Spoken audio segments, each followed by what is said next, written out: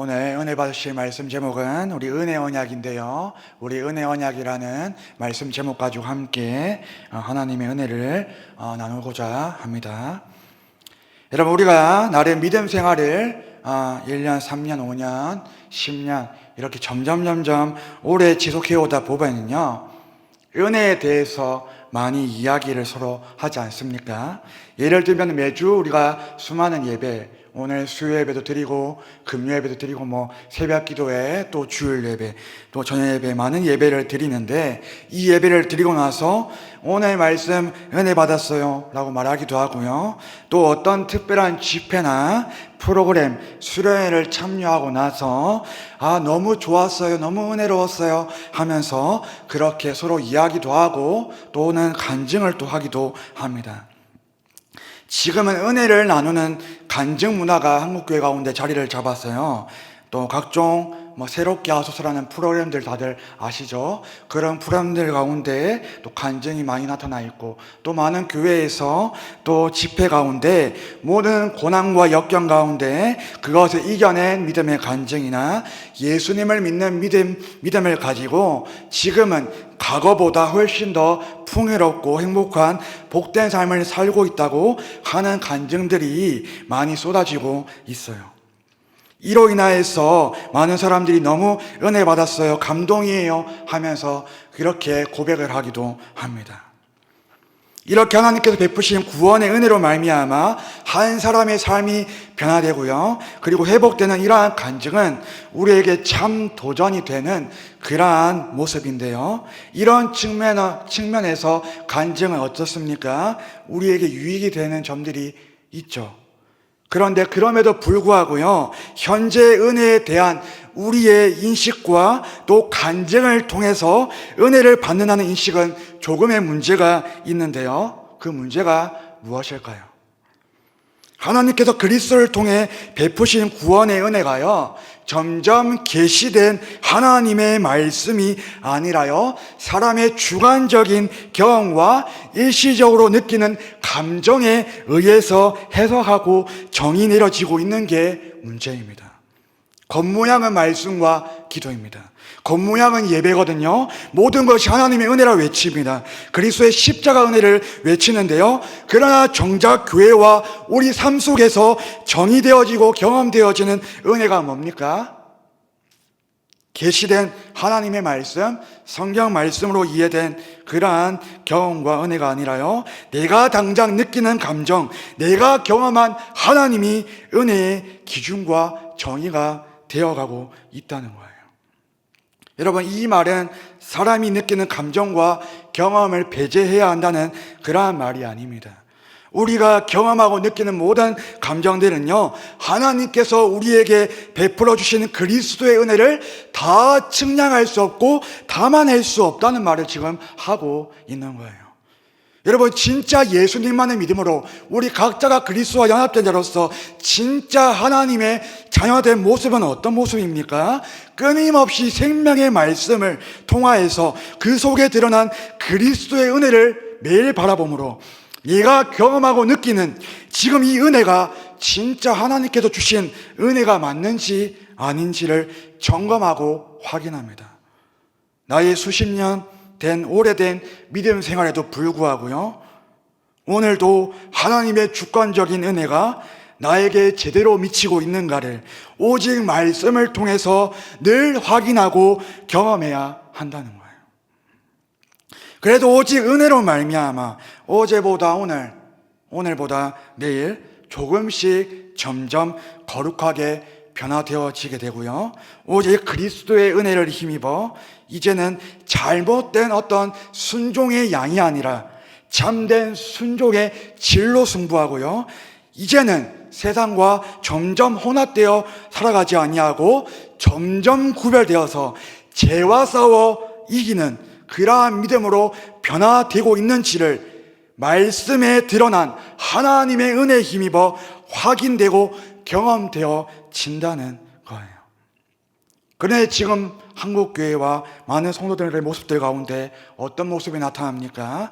지금은 점점 하나님의 말씀을 통하여 그리스도의 은혜를 바라보고 이해하는 게 아니라요, 하나님의 은혜를 사람의 경험과 감정 중심으로 이해를 해서요, 잘못된 믿음과 순종의 모습으로 나는 믿음 생활을 잘하고 있구나 하면서 그렇게 살아가는 모습이 많이 있다는 거예요. 그래서 오직 예수 십자가 대속의 은혜로 구원을 받았다고 고백했던 우리의 믿음이요, 이제 시간이 점점 지나면 어떻게 됩니까? 말씀 속에 기록되고 계시되고 드러난 그리스도의 십자가 대속의 은혜는 피상적인 은혜로 점점 고착화되어 버리죠. 이제 점점 나의 종교적 경험과 감정으로 은혜를 받으려고 발버둥 치는 거예요. 그리고 더 시간이 흘러서 이제 믿음 생활을 한 지 오래되면요, 또 어떻게 됩니까? 주님께 은혜를 받았으니, 구원을 받았으니 이제 어떻게 합니까? 내가 하겠습니다. 내 힘으로 순종할 테니 은혜 주십시오. 내가 준비하고 내가 순종할 테니 하나님께서 은혜만 주시면 됩니다 하는 그러한 잘못된 모습이 생겨나게 된다는 거예요. 그래서 교회 안에서의 많은 봉사와 헌신을 하면서 은혜를 누리고자 하죠. 교회에서 많은 행사와 프로그램으로 은혜를 경험하려고 하는 거예요. 여러분, 교회 안에서의 봉사와 헌신, 행사와 프로그램 자체가 문제가 아니죠. 그런 것들은 귀한 모습인데, 문제는 사람의 힘으로 이런저런 많은 순종으로 교회의 자기의 의를 은근히 쌓아 올려서 구원의 은혜를 경험하고자 하는 그러한 잘못된 믿음이 문제라는 거예요. 이로 인하여 우리도 모르게 하나님께서 베풀어 주신 구원의 은혜에 자기의 의를 집어넣고 자기의 공로를 집어넣고요, 교회의 어떤 사역의 성취와 자랑을 집어넣는 거예요. 거기에는 우리가 할 수 있는 만큼의 순종, 우리의 노력으로 할 수 있을 만큼의 순종으로 은혜 받으려고 하는 잘못된 모습이 숨겨져 있어요. 우리가 그리스도의 은혜를 풍성하게 받으면 진짜 세상이 감당할 수 없는 그러한 놀라운 순종과 믿음의 모습이 드러나게 되는데, 지금 한국교회 성도들의 모습 가운데 어떤 모습이 있습니까? 내가 할 수 있을 만큼만 순종하겠습니다, 그러니 은혜 주십시오 하면서 그렇게 은혜를 받으려고 한다는 거예요. 또 하나님의 말씀에 맞지 않는 순종을 하면서 사람의 만족을 위한 사역을 감당하면서 열심히 기도합니다. 그래놓고 순종했으니, 내가 잘 순종했으니 또 은혜를 주십시오 하나님, 그렇게 하면서 믿음 생활 잘하고 있다고 착각하는 거예요. 자꾸 그리스도의 은혜를 추구하지 아니하고 피상적인 은혜를 추구하는 잘못된 믿음 가운데 들포도와 같은 열매, 피수박과 같은 그러한 겉만 번지르르한 육신의 열매를 맺으면서 그것이 은혜라고 생각하고 그 은혜에 만족하며 살아가는 거예요. 여러분, 들포도가 무엇입니까? 겉으로는 진짜 포도 열매 같은데 먹어보거나 뒤집어 까보면 어떻습니까? 당도도 아예 없고 상품성이 완전히 떨어지는 그러한 열매죠. 이것을 성경에서 육신의 열매라고 하는데, 교회에서 많은 행사 프로그램들을 해서 열매를 맺습니다. 근데 사람의 눈에 보이기에는 진짜 번지르르한 진짜 열매 같아요. 근데 하나님의 보시기에 진짜 성령의 열매인가, 아니면 하나님께서 싫어하시는 가증한 육신의 열매인가를 우리가 점검하지 아니하고 피상적인 은혜만을 지금 바라고 있다는 거예요. 여러분, 은혜에 대한 사람의 경험과 감정 중심의 인식과 더불어서요, 은혜와 믿음, 또 은혜와 순종의 우선순위와 상관관계를 우리가 잘못 이해하고 인식해서요, 믿음 생활하는 그러한 잘못된 모습은요, 반드시 다시 말씀을 통하여서 또 교리를 통하여서 다시 교정되어야 할 우리의 잘못된 모습임을 깊이 인식하고 회개해야 합니다. 그런 측면에서 오늘 우리가 읽었던 창세기 22장 말씀은요, 하나님께서 진짜 우리에게 베풀어 주시는 그리스도의 은혜가 무엇인지, 그리고 그 은혜에 대한 우리의 제대로 된 믿음과 순종은 어떠해야 하는지를 잘 보여주고 있는데요, 우리가 저번 주 수요 말씀에서 하나밖에 없는 자신의 아들 이삭을 번제물로 바치는 아브라함의 엄청난 믿음과 순종의 모습을 우리가 살펴보았는데요, 이 믿음과 순종을 통하여서 아브라함은요, 이제 너가 하나님을 경외하는 줄을 알게 되었다고 하나님께 인정을 받게 됩니다. 우리는 이런 아브라함의 믿음과 순종을 보면서 주로 어떻게 생각하고 삶 속에 적용합니까? 100세 때 겨우 얻은 그러한 귀한 아들인데 어떻게 그가 이렇게까지 하나님을 끝까지 믿고 순종할 수 있었는가, 그렇게 생각하면서 보통 우리는 이러한 아브라함의 놀라운 믿음, 나도 결단하고 다짐해서 순종해야 되겠다, 이런 생각들을 많이 하죠. 물론 아브라함의 이러한 믿음의 순종, 대단한 순종이고 놀라운 순종이고, 그리고 그 순종의 발걸음 가운데 아들을 바치기까지 3일 동안 걸어갔던 그의 여정은 진짜 고된 여정이었고 너무나 놀라운 믿음의 순종입니다. 그러나 우리가 진짜 주목해 보아야 할 것은요, 아브라함의 믿음과 순종보다는요, 하나님께서 그와 맺으신 약속과 또 그에게 베푸신 은혜를 더 주목해야 합니다. 어떻게 해서 그가 이런 믿음을 갖게 되었는가, 어떻게 해서 그가 이런 믿음의 순종의 모습을 갖게 되었는지를 하나님께서 그와 맺으신 은혜 언약에 집중해야 하는 거예요. 여러분, 아브라함은 원래 어떤 사람이었습니까? 원래부터 믿음이 나름 괜찮은 어떤 그러한 사람이었습니까? 아브라함은 창세기 12장에 보면은 하나님께서 맨 처음에 아브라함에게 땅을 주시고 큰 민족을 이루게 하셔서 너로 하여금 열방을 향한 복의 통로가 되게 하신다는 약속을 그에게 주셨습니다. 그런데 이때 아브라함이 어떻게 반응합니까? 이 약속의 말씀에 대해서 잠깐 잘 순종하는 듯 하면서도 갑자기 하나님이 약속하신 땅 세겜 땅을 떠나버리죠. 애굽으로 내려가 버립니다. 기근이라는 시험이 딱 닥치니까요, 자신이 딱 먹고 살 그런 양식들이 떨어지니까 하나님이 약속하신 땅을 떠나 애굽으로 내려가는 거예요. 하나님께서 약속하신 땅에서 계속 머무르면 왠지 죽게 될 것 같으니까, 힘들 것 같으니까 인간의 눈으로 판단하여 자신의 삶을 자신의 힘으로 유지하고자 애굽으로 내려가는 거예요. 그뿐만이 아니라 거기서 자신이 바로왕과 애굽 사람들의 질투를 받아서 죽게 될까 봐 자신의 아내를 누이라고 속이기까지 하죠. 창세기 13장에 보면요, 하나님 아브라함에게 자손에 대한 약속도 주시는데요, 그런데 그 이후에 창세기 15장에 가서 보면요, 그는 뭔가 자신의 생각에 하나님의 약속이 지체되는 것 같아요. 그러니까 어떻게 반응합니까? 나의 상속자는 내 집에서 길러온 다메섹 사람 엘리에셀입니다. 나이가 많은 제게, 나이가 늙은 제게 무슨 씨가 있습니까? 무슨 자손이 있습니까? 약속하신 자손 주지 마시고 엘리에셀이나 후손으로 삼읍시다, 하나님. 이렇게 자신의 의견을 하나님께 제시하는 거예요.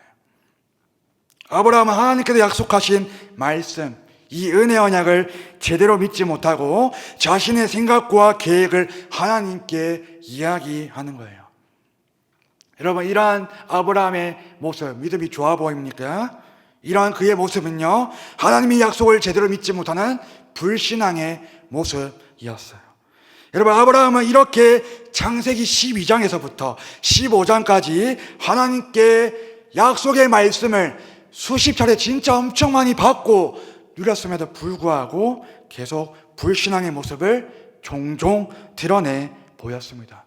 그리고 시간이 흘러서 20년이 훌쩍 지난 창세기 20장에서도 보면은요, 다시 자기네 아내를 한 번 더 누이라고 속이는 그러한 자기 중심성의 죄악을 보여주고 있어요. 그런데 하나님께서 그런 그에게 어떻게 은혜를 베푸십니까? 곧바로 심판하십니까? 때때로 약속을 붙잡지 못하고 부족하고 흔들리고 실수를 연발하는 아브라함을 더 확 잡아 당겨서 붙잡아 주시죠. 오히려 더 구체적인 약속들, 더 발전된 약속들, 더 은혜로운 약속들을 수없이 계속 그에게 주시는 거예요. 그리고 오히려 그를 직접 데리고 나가셔서 하늘을 직접 보여주시죠. 무별을 보게 하시죠. 약속의 말씀으로 그들을 설득하기 시작하십니다. 뿐만 아니라 상속자에 대한 이삭에 대한 약속도 그가 열심하자 하나님께서 어떻게 하십니까? 내가 반드시 이삭을 통해서만 약속을 이루시는 하나님이심을 끊임없이 은혜를 베풀어 주시고 더 구체화되고 더 발전된 은혜로운 약속들을 부어주심으로 그가 제대로 믿고 순종할 수 있게끔 이끌어 주시는 거예요. 그 결과 아브라함은 어떻게 변화되어 가게 됩니까?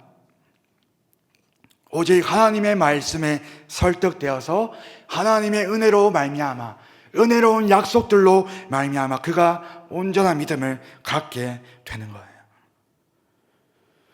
여러분, 하나님은 아브라함의 실수에도 불구하고요, 부족함에도 불구하고요, 어떻게 역사하시고 일하십니까? 도저히 자격이 없고 믿지 않는 죄인인 아브라함에게 조건 없이 믿음을 주셔서 그로 하여금 믿게 하시고 그 믿음을 보시고 너는 더 이상 죄인이 아니다, 의인이다 라고 의롭다고 칭해 주시는 은혜를 베풀어 주시죠. 그리고 하나님께서 그에게 믿음이라는 선물을 자신의 은혜로 베풀어 주시는 거예요. 하나님께서 이렇게 계속해서 지속적으로 보다 더 큰 은혜와 약속들로 그를 친히 빚어 가시는 거예요. 여러분, 이렇게 하나님께서 그에게 은혜를 주시고 은혜로운 약속들을 주신 지 이제 40년이 훌쩍 지난 지금 창세기 22장에서 아브라함의 모습은 어떠합니까? 전과 완전히 다른 모습이죠. 이제 그는 이삭을 통해서만 약속을 반드시 이루시는 하나님만을 절대적으로 믿고 의지함으로 이렇게 순종하는 모습이 나타나는데요, 내가 만약 이삭을 번제로 드린다면 하나님은 이삭을 반드시 다시 살리셔서 그로 말미암아 내게 주신 언약을 이루시도록 역사하실 것이다 라는 이러한 믿음을 가지고 순종합니다. 여러분, 이렇게 하나님의 지속적이고 보다 더 큰 은혜로운 약속으로 변화되어진 아브라함의 모습이 히브리서 11장 17절에서 19절 말씀에 잘 나와 있는데요, 우리 함께 한 목소리로 읽어보도록 하겠습니다. 시작.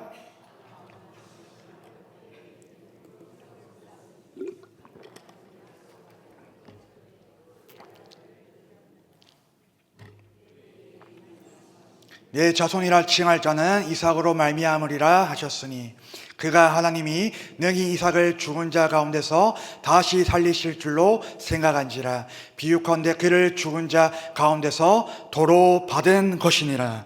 아멘. 하나님께서 이런 아브라함의 믿음과 순종을 보시고 어떻게 하십니까? 아브라함아 아브라함아 하고 부르셔서 이삭에게 손을 못 대게 하시죠. 그리고 내가 이제야 너가 하나님을 진짜 대대로 경외하는 줄을 아노라 말씀하십니다. 그의 믿음과 순종을 하나님께서 친히 인정해 주신 거예요. 그리고 그때 마침내 아브라함은 눈을 들어 무언가를 보게 되는데요, 우리 창세기 22장 13절 말씀 우리 함께 읽어볼까요? 시작. 아브라함이 눈을 들어 살펴본즉 한 순양이 뒤에 있는데 뿔이 숯불에 걸려 있는지라 아브라함이 가서 그 순양을 가져다가 아들을 대신하여 번제로 드렸더라. 아멘. 여러분, 여기서 갑자기 아브라함이 왜 눈을 들어 주변을 살펴봅니까? 그는 이미 앞서 하나님께 여러 차례 말씀을 통해 은혜로운 약속들을 받아서요, 주님께서 이제는 친히 준비한 것이 따로 있으시겠지 하는 그러한 사실을 굳게 믿고 있었기 때문이에요. 그리하여서 그는 하나님께서 미리 준비하신, 아니 이미 숯불에 걸려있는 순양을 보게 된 거예요. 그는 그 순양을 가져다가 아들 이삭을 대신하여 하나님께 번제물로 드리게 됩니다.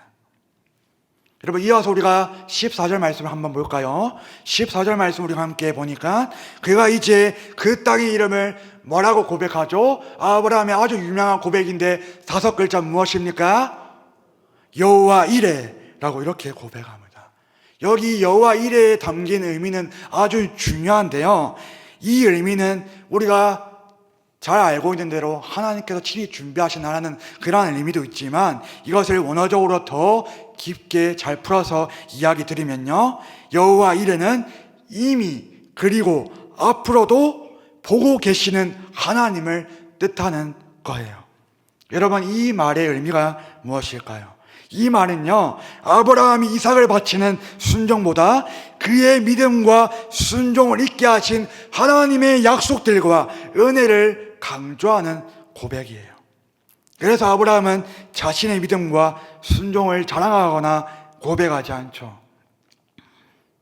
자신의 인생을 과거부터 지금까지 그리고 앞으로도 영원토록 늘 자신의 인생을 구석구석 살피시고 준비하시는 은혜의 하나님을 바라보며 여호와 이레라고 하나님께 감사의 영광을 올려드리는 거예요. 그리고 이제 15절에서 하나님께서는 두 번째로 그를 부르십니다.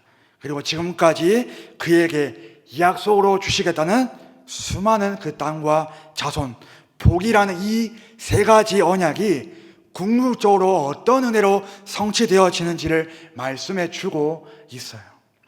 우리 창세기 22장 17절에서 18절 말씀 우리 함께 읽어보도록 하겠습니다. 시작.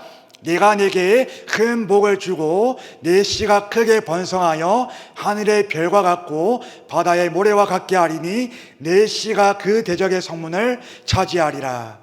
또 내 씨로 말미암아 천하 만민이 복을 받으리니 이는 내가 나의 말을 준행하였음이니라 하셨다 하니라. 아멘. 여러분, 방금 읽었던 이 말씀은요, 원복음이라고 하는 그렇게 불리는 창세기 3장 15절 말씀과 연결되어지는데요, 창세기 3장 15절 말씀 띄워주시길 바랍니다. 창세기 3장 15절 말씀에 내가 너로 여자와 원수가 되게 하고 내 후손도 여자의 후손과 원수가 되게 하리니 여자의 후손은 내 머리를 상하게 할 것이요 너는 그의 발꿈치를 상하게 할 것이니라 하시고. 아멘.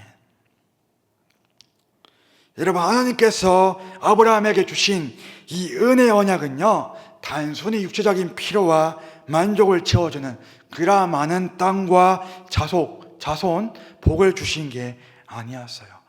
여러분, 이 은혜의 언약과 관련돼서 아까 우리가 읽었던 22장 17절에 뭐라고 말합니까? 내 씨가 그 대적의 성문을 차지하리라. 창세기 3장 15절 원복음 말씀에 여자의 후손은 내 머리를 상하게 할 것이요 너는 그의 발꿈치를 상하게 할 것이니라. 그리고 이로 말미암아 어떻게 됩니까? 천하 만민이 복을 받으리니. 여러분, 이 말씀이 어떤 의미이죠? 장차 아브라함의 자손으로 오실 예수 그리스도께서 십자가 대속의 은혜로 뱀의 머리, 마귀의 머리를 깨뜨리시고, 즉 모든 죄와 죽음의 권세를 깨뜨리시고 우리를 죄에서 구원하시는 그 복을 받게 하신다는 의미인 거예요. 그래서 이와 관련하여 갈라디아서 3장 8절 말씀에서 9절 말씀에 뭐라고 말씀합니까? 우리 함께 읽어보도록 하겠습니다. 시작. 또 하나님이 이방을 믿음으로 말미암아 의로 정하실 것을 성령이 미리 알고 먼저 아브라함에게 복음을 전하되 모든 이방인이 너로 말미암아 복을 받으리라 하였느니라. 그러므로 믿음으로 말미암는 자는 믿음이 있는 아브라함과 함께 복을 받느니라. 아멘. 여러분, 갈라디아서 3장 말씀에 보니까요, 이방을 믿음으로 말미암아 의로 정하실 것이다. 또 성경이 미리 알고 먼저 아브라함에게 복음을 전하심으로 모든 이방인이 복을 받게 된다고 말씀하고 있는데요, 구약 시대의 족장이었던 아브라함에게 어떻게 신약 시대에 있었던 이 예수 십자가 복음이, 이 기쁜 소식이 어떻게 전해지게 될까요? 우리 갈라디아서 3장 16절 말씀 함께 읽어볼까요? 시작. 이 약속들은 아브라함과 그 자손에게 여럿을 가리켜 그 자손들을 이라 하지 아니하시고 오직 한 사람을 가리켜 내 자손이라 하셨으니 곧 그리스도라. 아멘. 여러분, 하나님께서 아브라함과 맺은 언약과 구약시대 때 맺었던 모든 언약들은요, 궁극적으로 누구를 가리킨다는 겁니까? 참 하나님이시자 참 사람이신 예수 그리스도를 가리킨다는 거예요.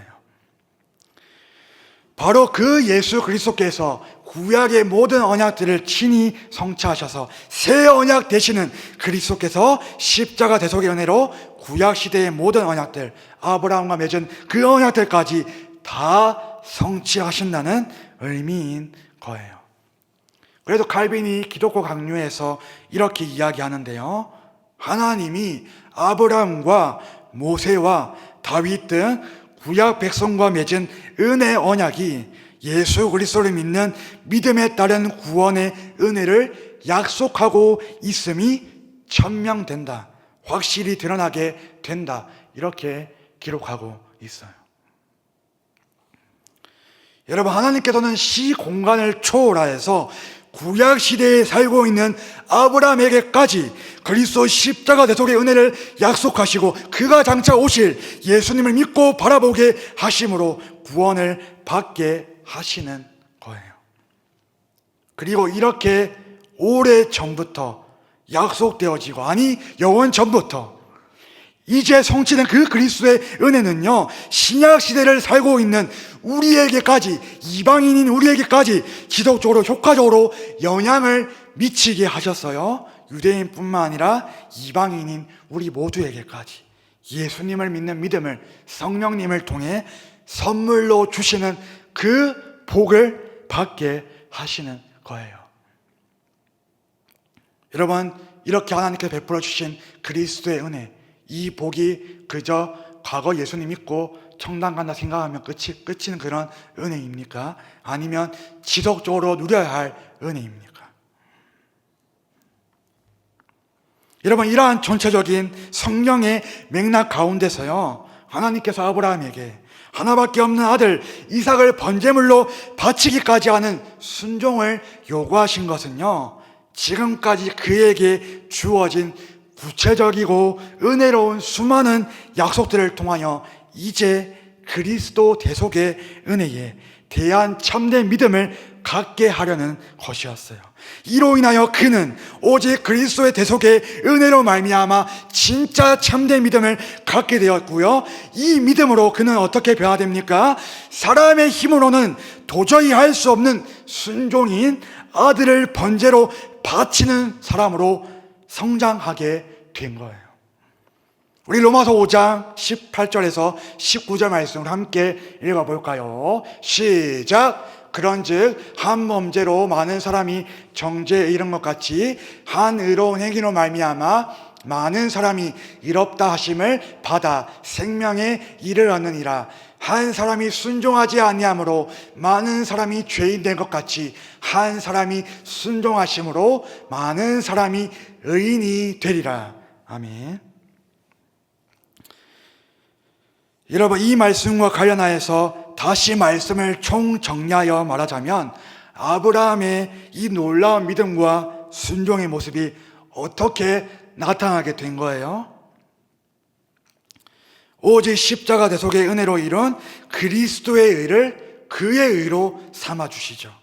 성육신하심, 고난당하심, 십자가에 달려 죽으심, 무덤에 묻히심, 즉 그리스도의 전생의 순종, 그리스도의 완전한 순종을 그의 순종으로 삼아주신 하나님의 은혜가요, 전적으로 부패하고 전적으로 타락하고 전적으로 무능력한 죄인인 아브라함으로 하여금 의인이라 칭함받는 믿음을 갖게 하시고요, 동시에 이뿐만이 아니라 온전히 순종하는 믿음, 하나님께 제대로 반응하고 행동하는 믿음 또한 갖게 만드신 거예요. 여러분, 이게 하나님께서 우리에게 주시는 의롭다 칭함받은 믿음과 동시에 하나님께 바르게 제대로 반응하고 행동하는 순종하는 믿음을 선물로 주시는 하나님의 놀라운 은혜이자 약속드린 거예요. 이게 아브라함 은혜 언약에 담겨있는 진정한 의미인 거예요. 여러분, 이러한 믿음과 순종의 모습을 쉽게 말하면요, 어떻게 표현할 수 있습니까? 하나님께서 베풀어 주신 은혜와 우리의 믿음과 순종을 어떻게 쉽게 표현할 수 있을까요? 아브라함은 하나님께서 예수 그리스도를 통해 차려놓은 구원의 은혜라는 밥상에 믿음이라는 숟가락만 딱 얹은 거예요. 단지 그리스도의 은혜를 받고 누리기 위하여, 그 약속들을 받고 누리기 위하여 믿음이라는 숟가락을 딱 얹은 거예요. 이게 아브라함의 믿음과 순종입니다. 이를 조금 어려운 말로 믿음의 도구적 원인이라고도 하는데요. 그런데 그러한 믿음을 가진 그를 하나님께서 어떻게 말씀하십니까? 어떻게 인정하십니까? 그저 자신의 의로움으로, 그리스도의 깨끗하심, 죄와 아무 상관없으신 그리스도의 의로움으로 그의 믿음을 의롭다고 칭해 주시죠. 또한 그의 순종을 기뻐 영광받아 주시고 인정해 주시는 거예요. 여러분, 아브라함이 이삭을 바쳤던 순종은요, 거의 번제물로 바쳐질 뻔했던 순종이지 진짜 죽음에 대한 순종이 아니죠. 이삭이 죽지 않았잖아요. 하나님께서 다 막으셨죠. 근데 만약에 진짜 이삭이 죽었다 할지라도 그저 한 사람의 죽음일 뿐 죄인들을 구원하지 못하는 온전치 못한 순종이었죠. 그러나 그리스도께서 하신 순종은 이와 완전히 다르죠. 그리스도께서 하신 순종은 참 하나님이시자 참 사람으로서 죽기까지 낮아진 완전하신 순종이었어요. 온 우주 만물의 창조주, 구속주, 섭리주 되시는 참 하나님이 참 사람으로서 죽으신 십자가에 대한 순종, 그리고 그의 부활은요, 유대인과 모든 이방인들에게까지, 그리고 우리에게까지 미친 하나님의 놀라운 구원의 은혜였어요. 그럼에도 하나님은 그러한 아브라함의 순종을 그리스도의 완전한 순종으로 이루신 그의 의로 말미암아, 그 은혜로 말미암아 기뻐 받으시고 그의 순종을, 그의 믿음을 이제 인정해 주시는 거예요. 이와 관련하여 로마서 4장 2절과 3절 말씀에 뭐라고 말씀합니까? 우리 함께 읽어볼까요? 시작! 만일 아브라함이 행위로서 의롭다 하심을 받았으면 자랑할 것이 있으려니와 하나님 앞에서는 없느니라. 성경이 무엇을 말하느냐? 아브라함이 하나님을 믿음에 그것이 그에게 의로 여겨진 바 되었느니라. 여러분, 우리가 구원이 있어 예수님을 만의 믿음으로 의롭다고 칭함받는 믿음, 그리고 순종하며 행동하는 믿음, 이 두 가지 믿음의 모습은요, 오직 예수 그리스도의 대속의 은혜로 말미암은 것임을 우리가 믿고 기억해야 합니다. 그래서 우리의 믿음과 순종에 우리의 의가 없죠. 교회의 자랑도 없습니다. 우리의 자질과 공로 없습니다. 하나님 앞에 자랑할 것이 없어요. 그럼에도 불구하고 우리는 하나님께 어떤 믿음과 순종으로 반응합니까? 오직 전적인 하나님의 은혜, 오직 하나님께 감사의 영광을 올려드릴 수가 있는 거예요. 이와 관련한 에베소서 2장 8절에서 9절 말씀에 뭐라고 말씀합니까? 함께 읽습니다. 시작! 너희는 그 은혜에 의하여 믿음으로 말미암아 구원을 받았으니 이것은 너희에게서 난 것이 아니요 하나님의 선물이라. 행위에서 난 것이 아니니 이는 누구든지 자랑하지 못하게 함이라. 아멘. 여러분, 이 말씀과 관련하여서 우리가 하나님 앞에 우리의 참된 믿음과 순종의 모습은요, 성경 말씀 속에, 하나님의 말씀 속에 계시되고 약속되고 성취되어진 그리스도의 은혜로 시작하여 그리스도의 은혜로 열매를 맺어야 하는 것이어야 하는 거예요. 여러분, 한국교회와 성도들에게, 그리고 저와 여러분들에게 아브라함과 같은 믿음과 순종이 나타나지 않는 이유가 무엇입니까? 질 나쁜 순종의 양만 가득하고 세상과 구별되고 세상을 이기는 그런 질 높은 순종의 모습이 왜 나타나지 않습니까? 왜 수십 년을 믿음 생활해도 조그마한 시험과 유혹에 흔들리고 온전한 믿음과 순종의 모습이 왜 나타나지 않습니까? 왜 적당히 세상과 타협하려 들고 세상의 문화를 선도하지 못하고 오히려 세상의 문화에 끌려가고 왜 죄와 싸워 승리하지 못합니까? 그 이유가 무엇입니까?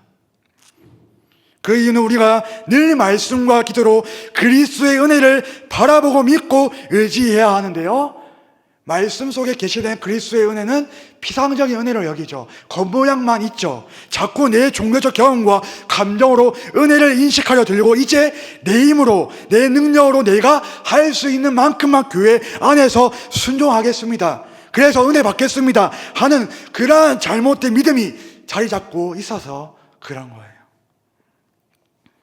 오늘 우리가 말씀을 통해서 보았던 사람의 힘으로는 도저히 할 수 없는 순종인 아브라함의 순종은요, 그가 40년 동안 끊임없이 말씀을 통하여 은혜로운 하나님의 말씀을 받고 마침내 그리스도 대속의 은혜를 받고 누림으로 그가 그렇게까지 순종할 수 있었던 거예요.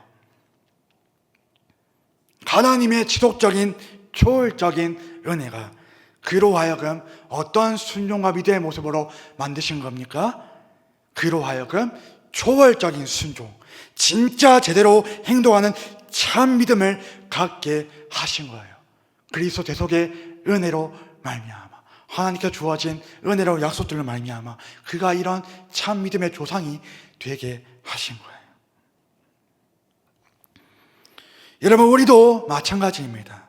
우리는 오늘도 성령의 조명하심 아래 말씀과 기도로 그리스도의 은혜를 받은 만큼만 순종할 수 있는 거예요. 우리의 은혜가 피상적인 은혜이기 때문에 교회 안에서의 헌신과 순종은 많이 나타나는데 교회 밖에서 모든 자영육과 직장생활, 모든 일상의 자리에서 죄와 싸워 승리하는 전투적 교회의 모습은 없고요, 세상이 감당치 못할 그러한 질 높은 순종의 모습이 없는 거예요. 그리스도의 은혜를 받은 만큼 우리가 순종할 수 있는데 그 은혜를 바라보지 않기에 우리의 믿음과 순종이 질 높은 순종이 아니라 질 낮은 순종의 양으로 나타나게 된다는 거예요. 우리는 이제 이미 다 이루어 놓으신 풍성하신 그리스도의 대속의 은혜를 매일 말씀을 통하여 바라보고 누림으로 그 은혜를 힘입어 마침내 아브라함과 같은 믿음과 순종의 모습으로 여호와 이레 하며 하나님께 영광을 올려드려야 합니다. 여러분, 이게 하나님께서 원하시는 진짜 믿음의 모습이고 순종의 모습인 거예요. 여러분, 이 말씀에 아멘이십니까?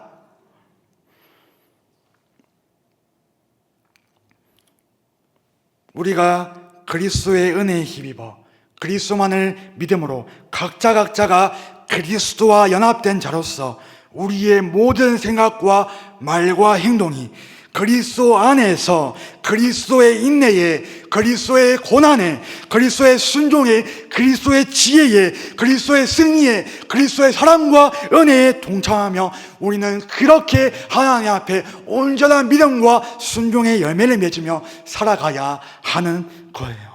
사랑하는 여러분, 오늘 말씀이 희귀해지고 그리스도의 은혜를 피상적으로 여기는 시대적 상황 가운데서 불구하고요, 우리는 이 시대적 상황 가운데 흔들리지 않고 이제 어떻게 해야 합니까? 우리는 오직 말씀과 기도로 그리스도의 십자가 대속의 은혜만을 믿고 의지하며 바라봅시다. 그리하여서 오직 그리스도의 은혜로 말미암아 은혜 받은 만큼 죄와 싸워 승리하는 믿음, 세상을 이기는 순종의 모습이 한국교회와 우리의 모습 가운데 불같이 일어나서 하나님만을 기쁘시게 하고 하나님께 모든 영광 올려드리는 우리 모두가 되기를 간절히 소망하며 기도합니다. 아멘.